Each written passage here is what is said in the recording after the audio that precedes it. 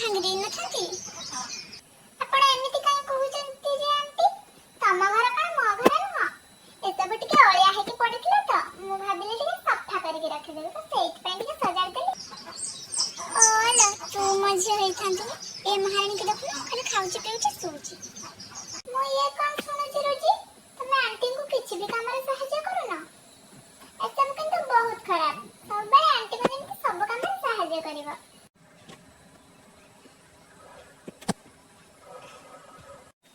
ଯାହା କୁହନ୍ତୁ ପଛେ ଆଣ୍ଟି, ଆପଣ ଆଜି କଲରା ଭଜାଟା ବହୁତ ବଢିଆ ଭାଜିଥିଲେ। ମତେ ତ ବହୁତ ହି ପସନ୍ଦ ହେଲା। ହଁ, ତତେ କଲରା ଏତେ ପସନ୍ଦ? ଏ ମହାରାଣୀ ଦେଖୁନ, କଲରା କଣ ପରିବା ବି ଖାଇବନି ସେ। ମୁଁ ଇଏ କଣ ଶୁଣୁଛି ଯେ ତୁମେ କଲରା ଖାଉନ? କଲରା ଖାଇବାଟା ଦେହ ପାଇଁ ବହୁତ ଭଲ। ଏବେ କଲରା ଖାଇବ, କଣ ବୁଝିଲ ତ? ନାଇଁ ନାଇଁ, ବାହାଘର କୋଉଠି ଠିକ ହବ ଆଣ୍ଟି? ବାହାଘର ଆଉ ସେମିତି ଲଭ୍ ଫଭ୍ ଚକ୍କର ବି ମୋର ନାହିଁ। କାରଣ ଆଜିକାଲି ଛୁଆଙ୍କୁ ତ ଦେଖୁଛନ୍ତି କେମିତି ସବୁ ଲଭ୍ କରୁଛନ୍ତି, କିଏ ଧୋକା ଖାଉଛି, ତ ସେଥିପାଇଁ ମୋର ସେସବୁ କିଛି ପସନ୍ଦ ନୁହଁ। ଓ ରହଲ ଝିଅ, ତୁ ଯେମିତି ମୋ ମାମା ଆଗରେ ଆସିକି ଭଲେଇ ଦେଖେଇ ହଉଛୁ, ମୁଁ ଯଦି ତୋର ସବୁ କଳାକାରନାମା ମୋ ମାମା ସାମ୍ନାରେ ଧରା ନ ପକେଇଛି, ତାହେଲେ ତୁ ମତେ କହିବୁ।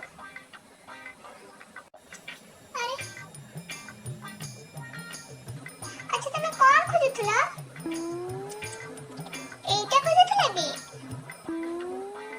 ଏଇଥିରେ ଫୋନ ଆସିଥିଲା, ଲେଖା ହେଇଥିଲା 8 ନମ୍ବର ବୟଫ୍ରେଣ୍ଡ।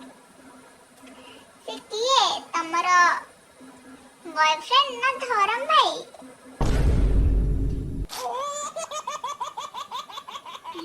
ଆଚ୍ଛା ମାମା, ତୁ ପୁରା କହୁଥିଲୁ ତୋର ଏମିତିକା ଝିଅ ଦରକାର? ନା ନା ନା ନା, ଏମିତିକା ଝିଅ ଦରକାର ନାହିଁ।